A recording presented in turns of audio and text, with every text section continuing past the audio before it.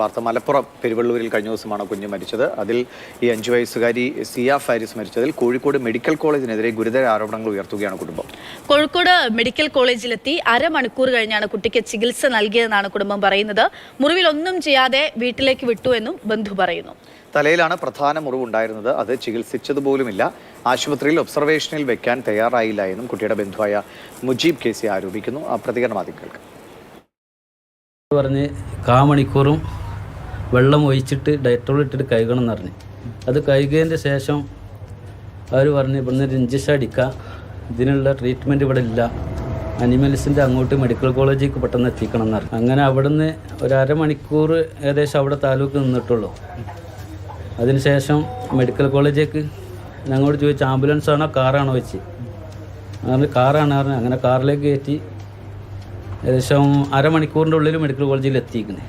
Medical കോളേജിൽ അങ്ങോട്ട് എത്തിയതിൻ്റെ ശേഷം അവിടുന്ന് ട്രീറ്റ്മെൻറ്റ് തരാൻ ഒരു അരമണിക്കൂർ ടൈം എടുത്തിക്കണമല്ലേ. കുട്ടീനെ പെട്ടെന്ന് കയറ്റിയിട്ടില്ല. റിസൾട്ട് വാങ്ങിയിട്ട് അവിടെ കൂടുതൽ തിരക്കാണ്. ഇതിലേക്ക് മെയിൻറ്റെയിൻ ചെയ്തിട്ടില്ല അവർ പറഞ്ഞ് 48 മണിക്കൂർ കഴിഞ്ഞതിന് ശേഷം കുട്ടിക്ക് ട്രീറ്റ്മെൻറ്റ് ഉള്ളൂ, നിങ്ങൾ വീട്ടിലേക്ക് പോയിക്കോളി, അതാണ് നല്ലതെന്ന്. സ്റ്റിച്ച് ചെയ്തിട്ടില്ല. ആ മുറിവോടൊക്കെ സ്റ്റിച്ച് അതായത് ഡ്രസ്സും ഒന്നും ഇല്ലാതെ ഞങ്ങളെ വീട്ടിലേക്ക് ഓപ്പൺ ആക്കിയിട്ട് വിട്ട്. പിന്നീട് 48 മണിക്കൂർ കഴിഞ്ഞിട്ട് വന്നാൽ മതി എന്നാണ് പറഞ്ഞത്. വാക്സിനൊക്കെ എടുത്തിട്ട് ഒരു വിട്ട് അന്നത്തെ. എന്നിട്ട് 48 മണിക്കൂർ കഴിഞ്ഞിട്ട് ആ കുട്ടീൻ്റെ എന്തെങ്കിലും ചെയ്യാൻ പറ്റുള്ളൂ എന്ന് പറഞ്ഞ് ഞങ്ങളെ വിട്ട്. അത് കഴിഞ്ഞ് 48 മണിക്കൂർ കഴിഞ്ഞ് ചെന്നതിൻ്റെ ശേഷം അവിടുന്ന് ഒരാൾ നഴ്സുമാരോ പറയുന്നുണ്ട് നിങ്ങൾ ഇക്കോലത്തിൽ വീട്ടിലേക്ക് വിട്ടെന്ന്.